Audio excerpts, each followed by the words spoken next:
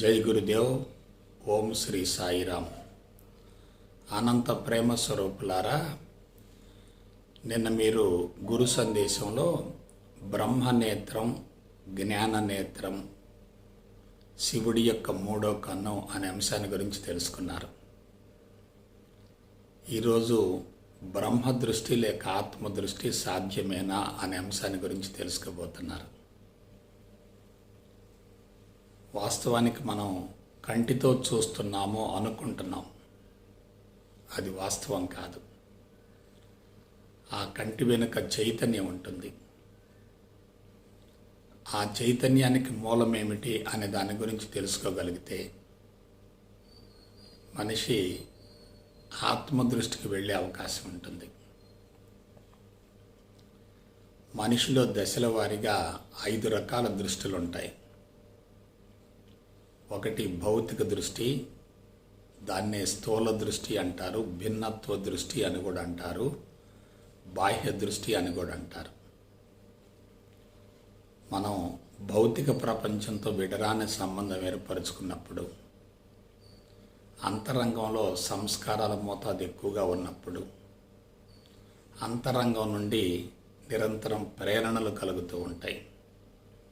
ఆ ప్రేరణలకు అనుగుణంగా మనిషి బాహ్య ప్రపంచంలో తనకు అవసరమైన దాని గురించి నిరంతరం అన్వేషణ చేస్తూ ఉంటారు. అలా అన్వేషణ చేసేటప్పుడు మన 2 కళ్ళు కూడా దేనికోసం అన్వేషణ చేస్తున్నామో దాని మీదకి దృష్టిని కేంద్రీకరిస్తాయి. అటువంటి దృష్టిని భౌతిక దృష్టి అంటారు, స్థూల దృష్టి అంటారు, భిన్నత్వ దృష్టి అంటారు, బాహ్య దృష్టి అంటారు. ఒక మాటలో చెప్పాలంటే, కళ్ళు తెరిచి మనం బాహ్య ప్రపంచాన్ని చూస్తున్నామంటే అది తప్పనిసరిగా భౌతిక దృష్టి. అయితే కళ్ళు మూసుకున్నామనుకోండి, ఏమవుతుంది?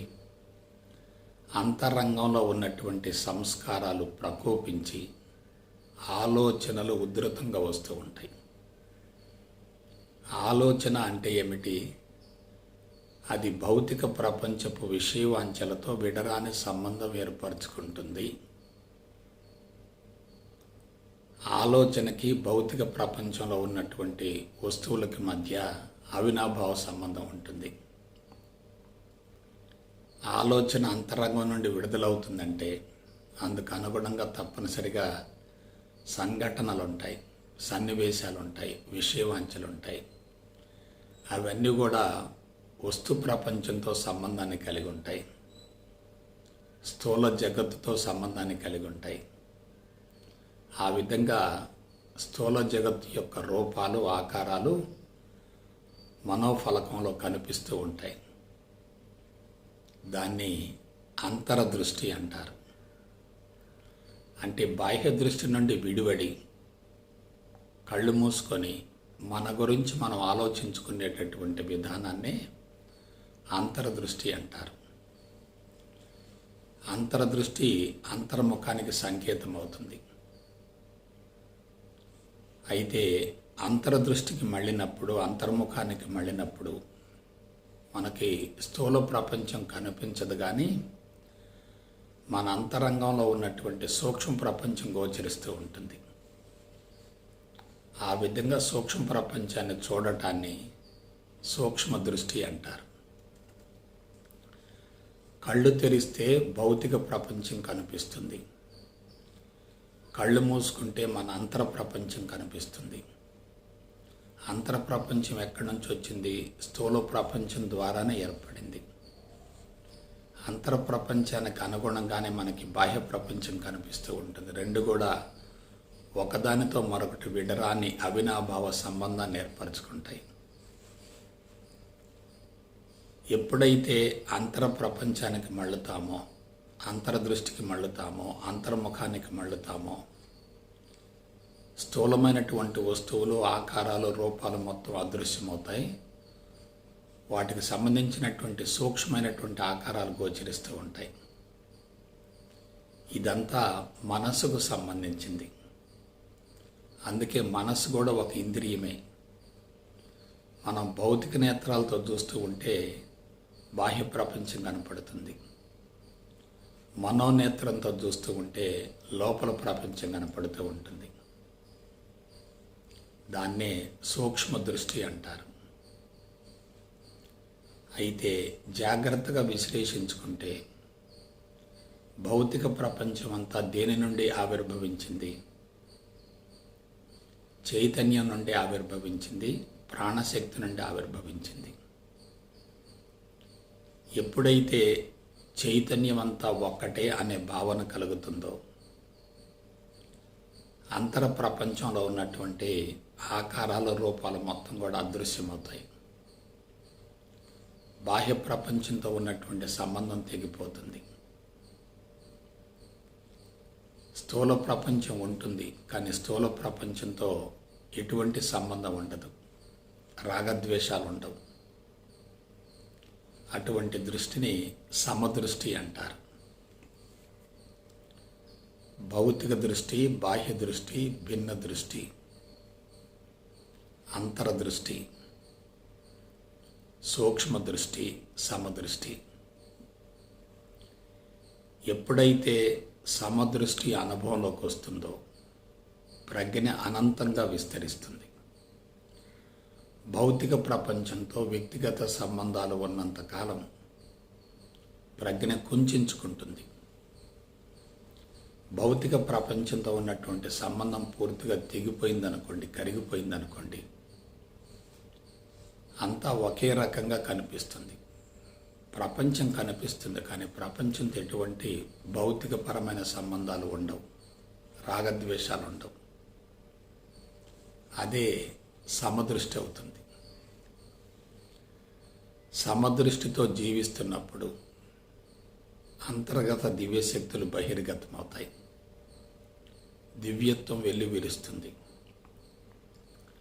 అప్పుడు దూరంగా ఉన్నటువంటి వస్తువులు, ఆకారాలు, సంఘటనలు, సన్నివేశాలు కనిపిస్తూ ఉంటాయి.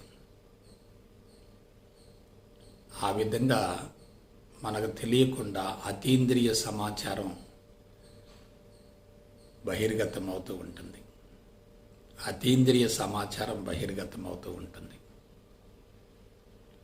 అటువంటి అతీంద్రియ పరోక్ష సమాచారాన్ని స్వీకరించడాన్ని, తెలుసుకోవటాన్ని, చూడటాన్ని దివ్య దృష్టి అంటారు. ఇది ఒక రకంగా అతీంద్రియ శక్తి, మానవాతీత శక్తి. అందరికీ సాధ్యం కాదు.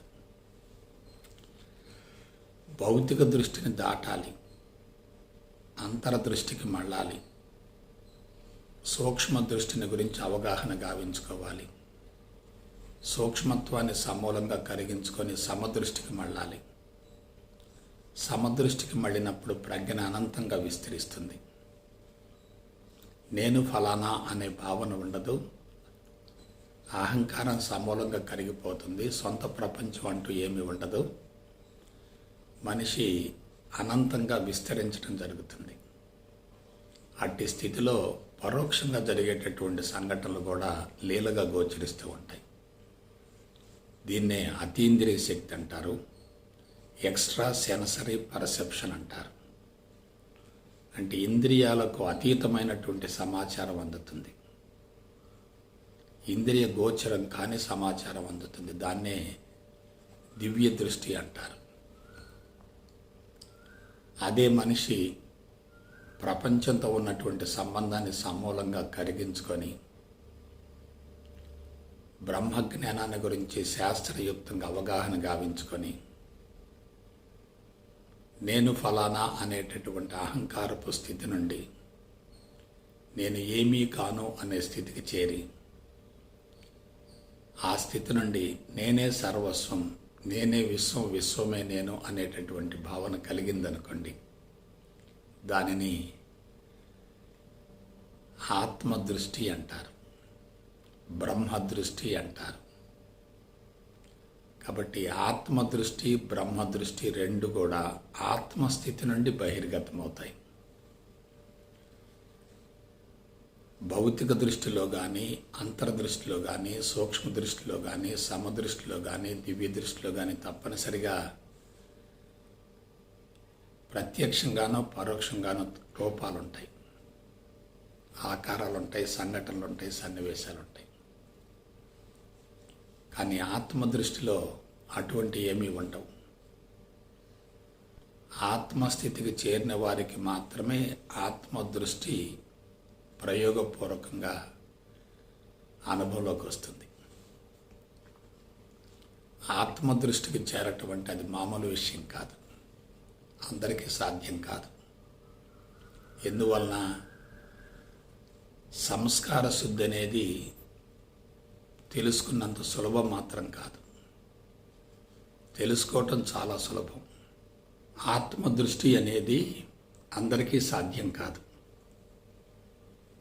ఎందువలన పుట్టుకతోటే సంస్కారాల మూటతో జీవితం ప్రారంభమవుతుంది. జీవితం గడిచే కొలది ఆ సంస్కారాలకు అనుగుణంగా మనం కర్మలు చేస్తూ ఉంటాం. ఎందుకు కర్మలు చేస్తూ ఉంటాం? సంస్కారాలను కరిగించుకోవాలి, జీవోభావాన్ని తొలగించుకోవాలి. జీవోభావాన్ని తొలగించుకోవటమే జీవిత పరమార్థం. జీవిత పరమార్థం తొలగిపోవాలంటే తప్పనిసరిగా కర్మలు చేస్తూ ఉండాలి. కర్మలు చేస్తూ ఉన్నప్పుడు అదనంగా కర్మలు చేరుతూ ఉంటాయి. కర్మలు చేయటం అనేది అది ఒక కళాత్మకమైనటువంటి విధానం. ఫలితాన్ని ఆశించి కర్మలు చేస్తున్నప్పుడు చేసిన కర్మలకు అనుగుణంగా కర్మఫలం సమకూరుతూ ఉంటుంది. నూతన కర్మలకు బీజాలు ఏర్పడుతూ ఉంటాయి. నూతన కర్మలకు బీజాలు ఏర్పడుతూ ఉన్నప్పుడు కర్మల మోతాదు పెరుగుతుంది కదా. పాత కర్మలు కరిగిపోతూ ఉండాలి, అదనంగా కర్మలు చేరకుండా ఉండాలి. అందుకు నిష్కామ కర్మలను ఆచరిస్తూ ఉండాలి. కర్మలు చేయకుండా ఉండకూడదు. కానీ కర్మలు చేసేటటువంటి విధానాన్ని, కర్మ రహస్యాన్ని తెలుసుకొని కర్మలు చేస్తూ ఉండాలి. అందువలన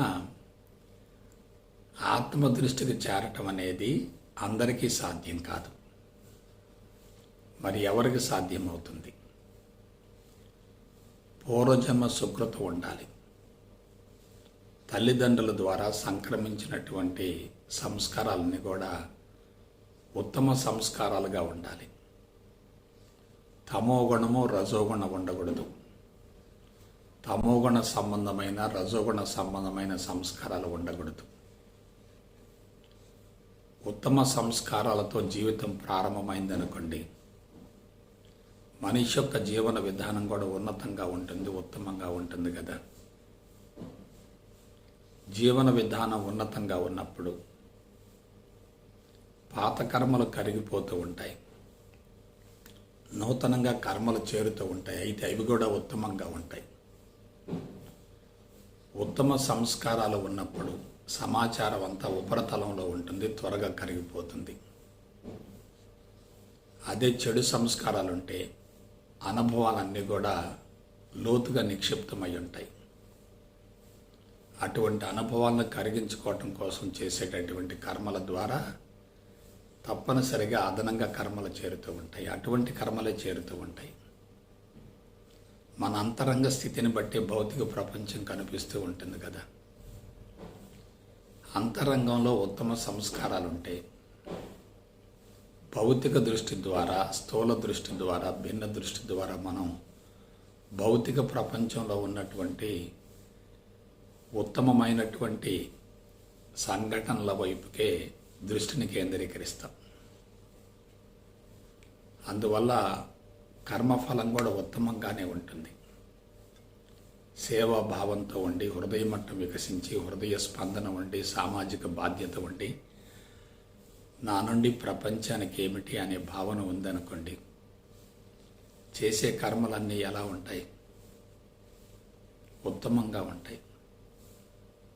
ఉత్తమంగా ఉన్నటువంటి కర్మల యొక్క సమాచారం అంతా కూడా ఉపరితలంలో మాత్రమే ఉంటుంది. అదే తమోగుణం రజోగుణం ఎక్కువగా ఉన్నాయి అనుకోండి, ఆ సమాచారం అంతా లోపల బరువుగా ఉండి భారంగా ఉండి నిక్షిప్తమవుతుంది. అంతరంగంలో లోతుగా నిక్షిప్తమైనటువంటి సమాచారాన్ని తొలగించడం అనేది సాధ్యం కాదు. అందుకు తప్పనిసరిగా జీవితం పట్ల, సమాజం, ప్రపంచం, ప్రకృతి, విశ్వాల పట్ల, ఆధ్యాత్మిక మార్గం పట్ల స్పష్టమైనటువంటి అవగాహన ఉండాలి. జీవితం ఎలా కొనసాగాలి, ఎలా ముగియాలి అనే దాని గురించి స్పష్టమైనటువంటి అవగాహన ఉండాలి. మానవునిలో ఏముంది? మనసుంది. పంచభూతాల్లో కానీ, వృక్షాల్లో కానీ, జంతువుల్లో కానీ మనసు లేదు. పంచభూతాలలో కేవలం జడ చైతన్యం మాత్రమే ఉంది. సొంత వ్యక్తిత్వం అంటూ ఏమీ ఉండదు. అవి భగవంతుని ఆదేశాలకు అనుగుణంగా తయారవుతూ ఉంటాయి. సృష్టి స్థితి లయలకు అనుగుణంగా మార్పులు చెందుతూ ఉంటాయి. తిరిగి మరలా భగవంతునిలోనికి ఐక్యం చెందుతూ ఉంటాయి. అదే మీరు ఒక వృక్షాన్ని తీసుకోండి, అది కూడా సృష్టి స్థితి లయలకు అనుగుణంగానే జీవితాన్ని కొనసాగిస్తుంది. కానీ అక్కడ సొంత వ్యక్తిత్వం ఉంటుంది, సొంత ప్రణాళిక ఉంటుంది. ఎప్పుడైతే సొంత ప్రణాళిక ఉంటుందో, సొంత వ్యక్తిత్వం ఉంటుందో, అది తప్పనిసరిగా దివ్యత్వానికి దూరం అవుతుంది, భగవంతునికి దూరంగా ఉంటుంది, భగవంతునికి దూరంగా ఉంటుంది. అయితే వృక్షాలలో కేవలం జీవ చైతన్యం మాత్రమే ఉంది కాబట్టి అహంకారం ఉన్నప్పటికీ దానివలన ఎటువంటి ప్రమాదం లేదు. అదే జంతువులను గమనించండి, ఆహార సేకరణ కోసం నిరంతరం తిరుగుతూ ఉంటాయి, విశ్రాంతిని తీసుకుంటూ ఉంటాయి. సంతానోత్పత్తి కోసం తప్పనిసరిగా ఆడమగ జంతువులు సీజనల్గా, రీజనల్గా లైంగిక ప్రక్రియను నిర్వహించవలసి ఉంటుంది. ఆ కార్యక్రమం పూర్తయ్యేంత వరకు బ్రతకాలి అనేటటువంటి ఆశ ఉంటుంది, చనిపోతామేమో అనేటటువంటి భయం ఉంటుంది. కాబట్టి వృక్షాలకు జంతువులకు మధ్య వ్యత్యాసం ఉంది. వృక్షాలలో జీవ చైతన్యం ఉంటుంది, జంతువులలో ఇంద్రియ చైతన్యం ఉంటుంది. కానీ మరి మానవులలో మనో చైతన్యం ఉంది, బుద్ధి చైతన్యం ఉంది. మనో చైతన్యం అనేది ప్రపంచంతో విడరాని బంధాన్ని ఏర్పరచుకుంటుంది. జంతువులు శారీరక అవసరాలకే పరిమితం అవుతాయి. ఆహారము, నిద్ర, మైథునము, ఆశ, భయం, ఇవే వాటి ప్రధానమైనటువంటి లక్షణాలు. కానీ మానవుల్లో మాత్రం అందుకు భిన్నంగా అనంతమైనటువంటి సమాచారం ఉంటుంది. ఆ సమాచారానికి మూల కారణం మనసే. మనసు ద్వారానే భౌతిక ప్రపంచం కనిపిస్తుంది. మనసు ద్వారానే భౌతిక ప్రపంచంతో విడరాని సంబంధం ఏర్పడుతుంది. మనసు ద్వారానే ప్రాపంచిక విషయవంచల వైపుకు మనిషి పరుగు పెడుతూ ఉంటాడు.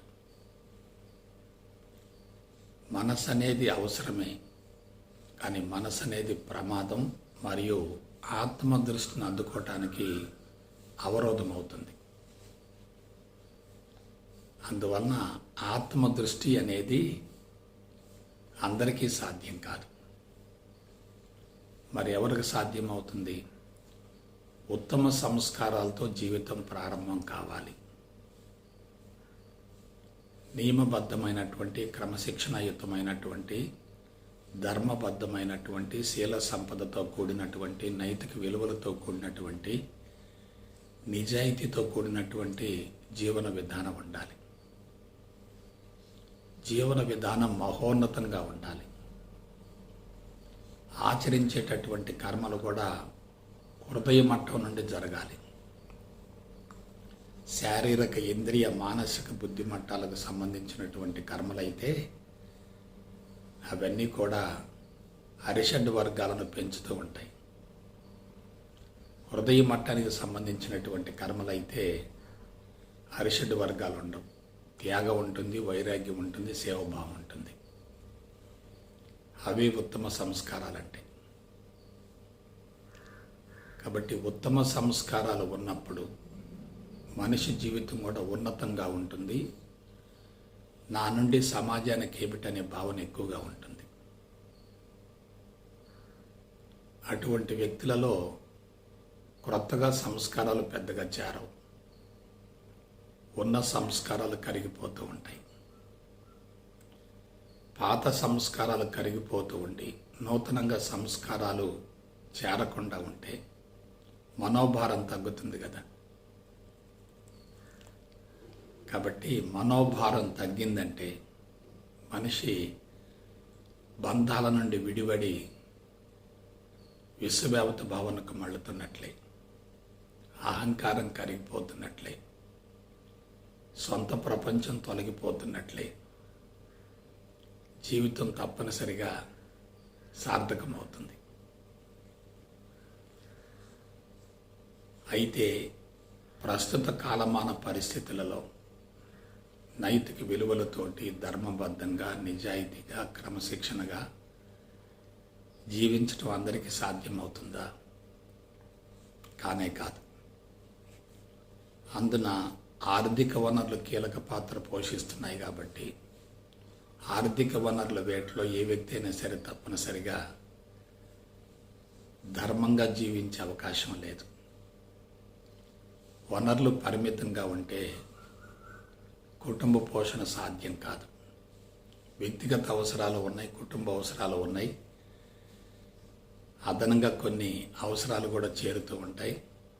ఈ విధంగా అవసరాలు పెరుగుతూ ఉండి ఆర్థిక వనరులు తగ్గుతూ ఉంటే మనిషి ధర్మంగా జీవించే అవకాశం ఉండదు. అలా అని చెప్పి వక్ర మార్గంలో జీవిస్తూ ఉంటే చెడు కర్మఫలం ఇంకా సమకూరుతుంది కదా. ఇటువంటి క్లిష్ట పరిస్థితులలో మనం ఎటువంటి జీవన విధానాన్ని అనుసరించాలి, ఏ విధంగా జీవితాన్ని కొనసాగించాలి, దీని గురించి మనం జాగ్రత్తగా విశ్లేషించుకోవాలి. మనిషిలో 5 అంతస్తులు ఉన్నాయి.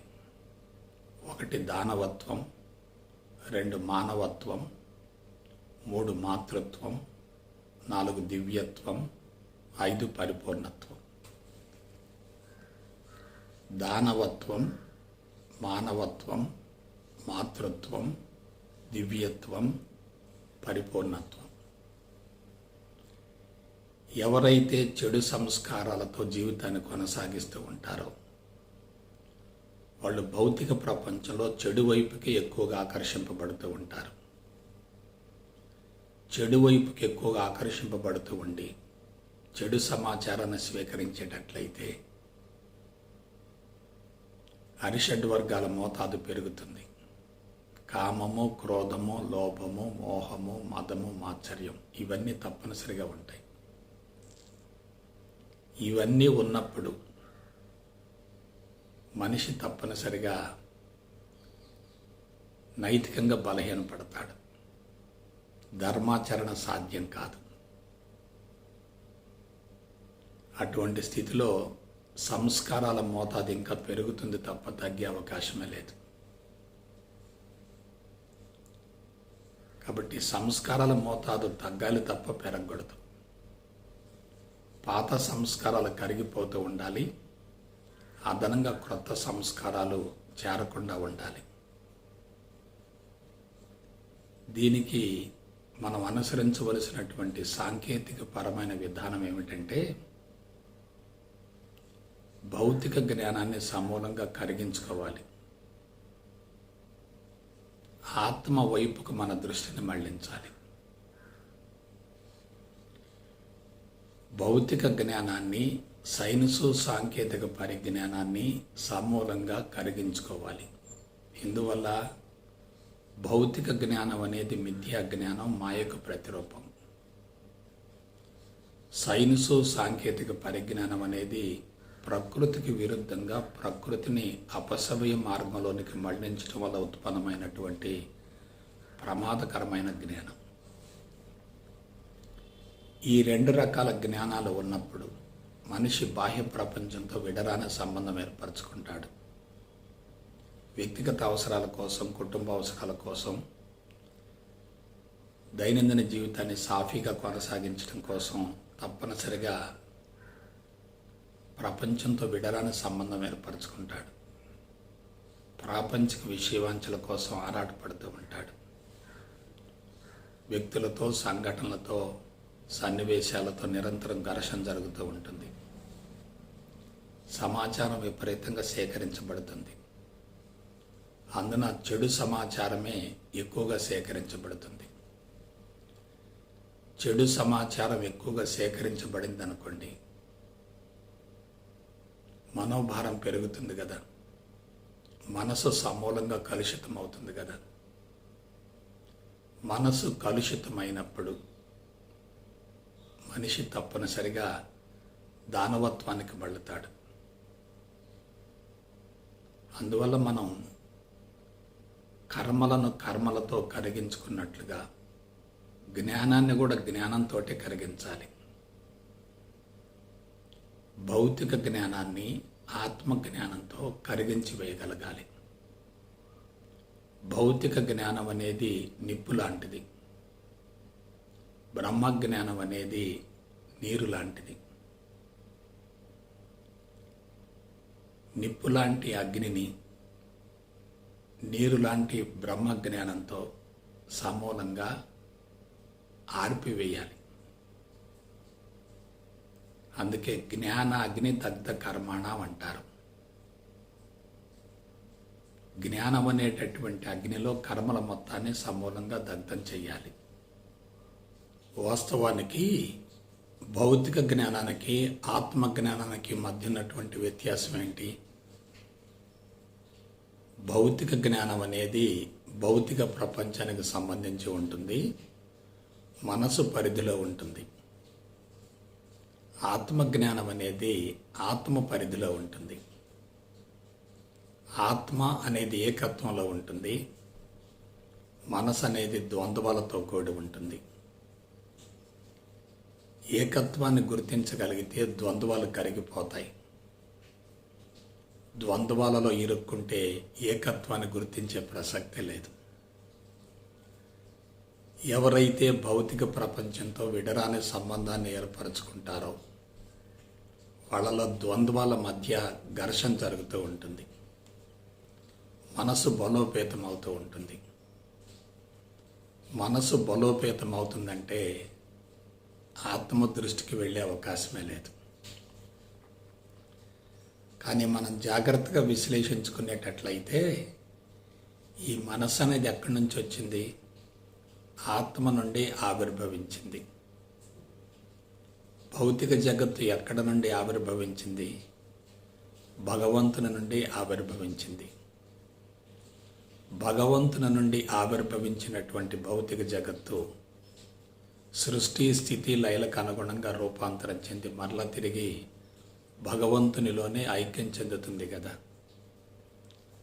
అలాగే మనం మనసును కూడా జాగ్రత్తగా విశ్లేషించుకునేటట్లయితే మనసు కొంచెంచుకుంటే ఆత్మజ్ఞానం అనుభవంలోకి రాదు. మనసు వికసించే కొలది, విస్తరించే కొలది ఆత్మస్థితికి చేరువయ్యే అవకాశం ఉంటుంది. మనిషి భౌతిక ప్రపంచం వైపుకు విపరీతంగా ఆకర్షింపబడి ద్వంద్వాల మధ్య ఘర్షణ పడటానికి మూల కారణం బాహ్య ప్రపంచం కానే కాదు, అంతర ప్రపంచమే. అంతరంగంలో ఉన్నటువంటి సూక్ష్మ ప్రపంచమే మనిషిని బాహ్య ప్రపంచం వైపుకు ప్రేరేపిస్తుంది, రెచ్చగొడుతూ ఉంటుంది. మానవుడి యొక్క మస్తిష్కంలో, మేధస్సులో సంస్కారాల పుట్ట ఉంటుంది, కట్ట ఉంటుంది. దాన్నే చిత్తం అంటారు. ఆ చిత్తంలో ఉన్నటువంటి సంస్కారాల దశవారీగా ఆ చిత్తంలో ఉన్నటువంటి సంస్కారాలు దశల వారీగా ప్రకోపిస్తూ మనిషిని కర్మల వైపుకు రెచ్చగొడుతూ ఉంటాయి. అంతరంగంలో ఉన్నటువంటి సంస్కారాలను సమూలంగా కరిగించుకోగలిగితే మనిషి కర్మకు వెళ్ళే అవకాశం లేదు. సంస్కారం అంటే ఏమిటి? సమాచారం. అనుభవం అంటే ఏమిటి? సమాచారం. మనసు అంటే ఏమిటి? సమాచారం. భౌతిక ప్రపంచం అంటే ఏమిటి? సమాచారమే. వాస్తవానికి ఆత్మను గురించి అవగాహన గావించుకుంటే భౌతిక ప్రపంచం పట్ల ఆకర్షణ ఉండదు. ఆత్మను గురించినటువంటి అవగాహన లేని వాళ్ళే భౌతిక ప్రపంచం కోసం విపరీతంగా ఆరాటపడుతూ ఉంటారు. అందుకు మూల కారణం ఏంటి? భౌతిక ప్రపంచంలో విషయవాంఛలలో, సంఘటనలలో, సన్నివేశాల్లో పాల్గొనటం ద్వారా సంతృప్తి కలుగుతుంది కానీ ఆనందం లభించే ప్రసక్తే లేదు. మనిషి నిరంతరం పరితపించేది ఆనందం కోసం. ఆనందం అనేది ఆత్మకు సంబంధించింది, ఆత్మస్థితికి సంబంధించింది. కానీ సంతృప్తి అనేది మనసుకు సంబంధించింది. మనిషి మనసుకు సంబంధించినటువంటి సంతృప్తి మీద దృష్టిని కేంద్రీకరిస్తున్నాడు తప్ప ఆనందాన్ని గురించి ఆలోచించటం లేదు. మనసు పరిధిలో ఎవరైతే జీవిస్తారో వాళ్ళకి ఆనందం లభించే ప్రసక్తి లేదు. ఒక మాటలో చెప్పాలంటే బాహ్య ప్రపంచపు ఏ విషయమైనా ఆనందాన్ని అరించివేస్తుంది తప్ప ఆనందం లభించే ప్రసక్తి లేదు. బాహ్య ప్రపంచపు విషయవాంఛల ద్వారా తృప్తి లభిస్తుంది కానీ ఆనందం లభించదు. తృప్తి అనేది తాత్కాలికమైంది. ఎందువలన? అది మనసు పరిధిలో ఉంటుంది, ద్వంద్వాలతో కూడి ఉంటుంది. తృప్తి ఉందంటే దాని వెనుక తప్పనిసరిగా అసంతృప్తి ఉంటుంది. అసంతృప్తి ఉందంటే దాని వెనుక తప్పనిసరిగా తృప్తి ఉంటుంది. తృప్తి అసంతృప్తుల మధ్య నిరంతరం ఘర్షణ జరుగుతూ ఉందనుకోండి, మనిషి ఎలా ఉంటాడు? మనసు పరిధిలో జీవిస్తూ ఉంటాడు. మనసు పరిధిలో జీవిస్తున్నప్పుడు ఆత్మను గురించి అవగాహన ఉండదు. ఆత్మజ్ఞాన అనుభవంలోకి వచ్చే ప్రసక్తే లేదు. మరొక కీలకాంశం ఏంటంటే భౌతిక జ్ఞానంలోనే ఆత్మజ్ఞానం ఉంది, ఆత్మజ్ఞానంలోనే భౌతిక జ్ఞానం ఉంది. భౌతిక జ్ఞానాన్ని, ఆత్మజ్ఞానాన్ని రెంటిని వేరు చేసే అవకాశమే లేదు. రెండు ఒకటే. సూక్ష్మాతి సూక్ష్మంగా ఉంటే ఆత్మజ్ఞానం అవుతుంది. స్థూలంగా గమనిస్తూ ఉంటే అది భౌతిక జ్ఞానం అవుతుంది. స్థూలత్వంలోనే సూక్ష్మత్వం ఉంది. సూక్ష్మత్వం తర్వాత స్థూలత్వంగా రూపాంతరం చెందుతుంది. స్థూలత్వాన్ని, సూక్ష్మత్వాన్ని వేరు చేసే అవకాశమే లేదు. చాలామందికి ఈ విషయంలో అవగాహన లేకనే స్థూల ప్రపంచం నుండి ఆనందాన్ని పొందాలనేటటువంటి భావంతో దానిలో పూర్తిగా నిమగ్నం అవుతూ ఉంటారు. ప్రపంచం ద్వారా కానీ, ప్రాపంచిక విషయవాంఛల ద్వారా కానీ, వస్తువుల ద్వారా కానీ, వ్యక్తుల ద్వారా కానీ, ఆస్తుల ద్వారా కానీ, అంతస్తుల ద్వారా కానీ, డబ్బు సంచుల ద్వారా కానీ, పొగడతల ద్వారా కానీ, పూలదండల ద్వారా కానీ, గుర్తింపు ద్వారా కానీ, అధికారం ద్వారా కానీ, సుఖం ద్వారా కానీ, సౌకర్యం ద్వారా కానీ, విలాసం ద్వారా కానీ, వినోదం ద్వారా కానీ, శృంగారం ద్వారా కానీ ఆనందం లభించే ప్రసక్తి లేదు. భౌతిక ప్రపంచం నుండి ఆనందాన్ని పొందాలనుకోవటం అంటే నీరు లేని చోట నూతిని త్రవ్వటమే, ఇసుక నుండి తైలాన్ని తీయటమే. అది సాధ్యమయ్యే ప్రసక్తి లేదు. అయితే అంతరంగ సంస్కారాలు నిరంతరం ప్రేరేపిస్తూ ఉన్నప్పుడు, రెచ్చగొడుతూ ఉన్నప్పుడు మనిషి తప్పనిసరిగా బాహ్య ప్రపంచం వైపుకు ఆకర్షింపబడతాడు. అందులో ఎటువంటి సందేహం లేదు. బాహ్య ప్రపంచానికి దూరంగా ఉండి జీవితాన్ని కొనసాగించే అవకాశం కూడా లేదు. వ్యక్తిగత అవసరాలు కానీ, కుటుంబ అవసరాలు కానీ మనిషిని తప్పనిసరిగా బాహ్య ప్రపంచం వైపుకు ప్రేరేపిస్తూ ఉంటాయి. అయితే బాహ్య ప్రపంచంలో ఆనందం లేదు అని తెలుసుకొని బాహ్య ప్రపంచంలో జీవించడం వేరు. బాహ్య ప్రపంచంలో ఆనందం ఉందనేటటువంటి భావంతో దానిలో పూర్తిగా నిమగ్నం కావటం వేరు. బాహ్య ప్రపంచంలో ఎక్కడ ఆనందం అనేది లేదు, అందులో ఎటువంటి సందేహం లేదు. ఆనందం అంటే ఏమిటి? ఆత్మస్థితి. ఆత్మస్థితికి వెళ్ళాలంటే అవరోధం ఏమిటి? జీవభావం, సంస్కారాలు. ఈ సంస్కారాలు దేనికి సంబంధించినవి? భౌతిక ప్రపంచానికి సంబంధించినవి. భౌతిక ప్రపంచం సత్యమా మాయా? భౌతిక ప్రపంచం 100% మాయే. ఎందువల్ల మాయా? భౌతిక ప్రపంచంలో ఏదీ నిలకడగా ఉండదు, నిరంతరం మార్పులు చెందుతూ ఉంటుంది. మార్పులు చెందేది ఏదైనా మాయకు ప్రతిరూపమే. మార్పులు చెందేటటువంటి భౌతిక ప్రపంచం అంతా కూడా మార్పులు చెందకుండా ఏకత్వంలో ఉన్నటువంటి ఆత్మ నుండి ఆవిర్భవించిందే తిరిగి మరలా ఆత్మలోనికి లయం చెందుతుంది. ఆత్మ నుండి ఆవిర్భవించి తిరిగి మరలా ఆత్మలోనికి లయం చెందుతున్నప్పుడు కనిపించే భౌతిక ప్రపంచం అంతా కూడా భగవంతుని యొక్క ప్రతిరూపమే కదా. దీనిని గురించి ఎవరికైతే అవగాహన ఉంటుందో వాళ్ళు భౌతిక ప్రపంచం నుండి పూర్తిగా విడిపోతారు. భౌతిక ప్రపంచం పట్ల విముఖతను, వ్యతిరేకతను, వైరాగ్యాన్ని ఏర్పరచుకుంటారు. భౌతిక ప్రపంచాన్ని మాయగా భావిస్తారు. అప్పుడు ఆత్మజ్ఞానాన్ని గురించి తెలుసుకునేటటువంటి అవకాశం ఉంటుంది. భౌతిక ప్రపంచంతో విడరాని సంబంధం ఏర్పరచుకొని ఆత్మను గురించి తెలుసుకోవటం సాధ్యం కాదు, దాన్ని అనుభవంలోకి పొందటం కూడా సాధ్యం కాదు. తెలుసుకోవటం కూడా కష్టమే. ఎందువలన అంతరంగంలో చెడు సంస్కారాల మోతాదు ఎక్కువగా ఉన్నప్పుడు ఆత్మజ్ఞానం లోపలికి ప్రవేశించదు కదా. కాబట్టి జీవితం పట్ల చక్కటి అవగాహన ఉండాలి. జీవితానికి ఏం కావాలో తెలుసుకోగలగాలి. అవసరమైన దాన్ని అందుకునే విధంగా జీవిత ప్రణాళికను రూపొందించుకోవాలి. అవసరం లేని దాన్ని తొలగించుకోగలగాలి. అవసరమైన దానిని పొందుతున్నప్పుడు అవసరమైంది మనకు లభించిన దాని పట్ల ఆసక్తి ఉండదు.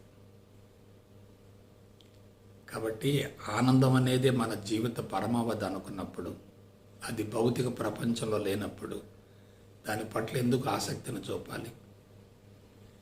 ఎవరైనా భౌతిక ప్రపంచం పట్ల ఆసక్తిని కనపరుస్తున్నారంటే అందుకు మూల కారణం అంతరంగంలో ఉన్నటువంటి సంస్కారాలు రెచ్చగొడుతూ ఉంటాయి.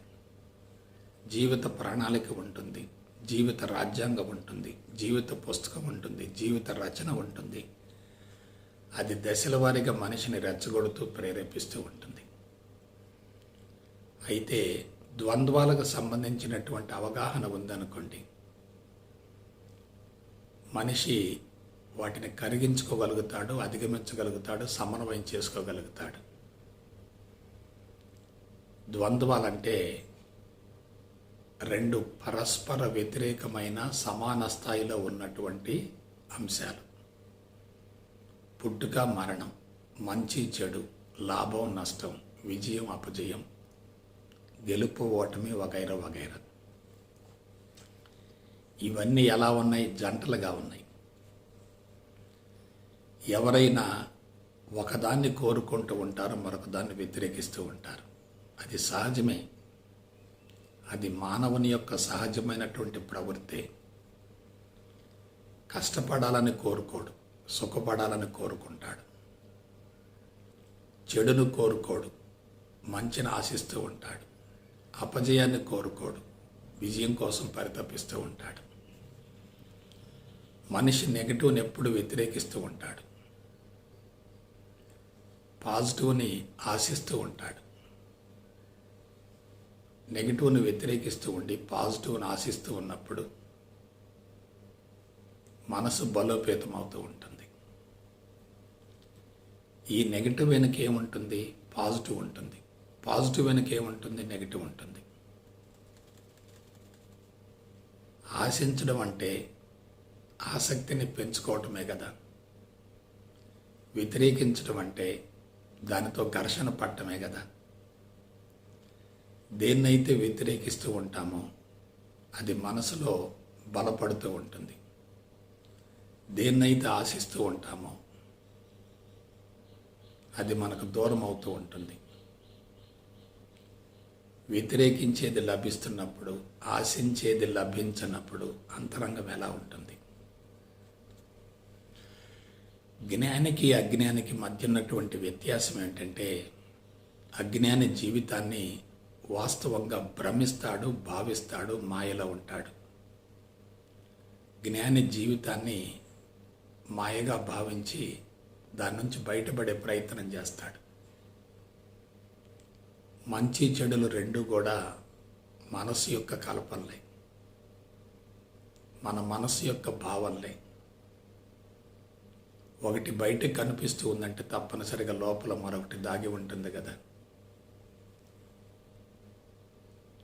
వాస్తవానికి నెగిటివ్ లేకుండా పాజిటివ్కి అవకాశమే లేదు కదా.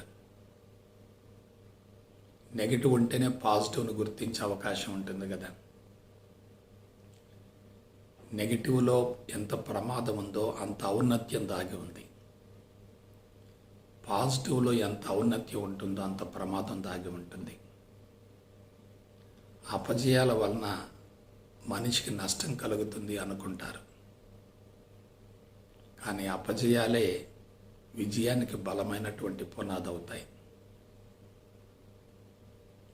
అపజయాలు లేకుండా విజయానికి అవకాశమే లేదు కదా. అయితే అపజయాన్ని వ్యతిరేకించకూడదు, విజయం కోసం ఆరాటపడకూడదు. ఇది ఆధ్యాత్మికత అంటే. ఇది ఎలా సాధ్యమవుతుంది? ఎప్పుడైతే అపజయం అనేది సంభవించదో అనే భావన బలీయంగా ఉంటుందో, మనిషి తన ప్రమేయం లేకుండానే విజయం కోసం ఆరాటపడుతూ ఉంటాడు. అపజయం ద్వారా ఎంత నష్టం కలుగుతుందో విజయం ద్వారా కూడా అంతే శాతం నష్టం కలుగుతుంది. అపజయం ద్వారా ఎంత నష్టం ఉంటుందో అంత లాభం కూడా ఉంటుంది. అపజయం ద్వారా కూడా లాభం కలుగుతుందని ఎవరు భావిస్తారో వాళ్ళు దాన్ని వ్యతిరేకించరు.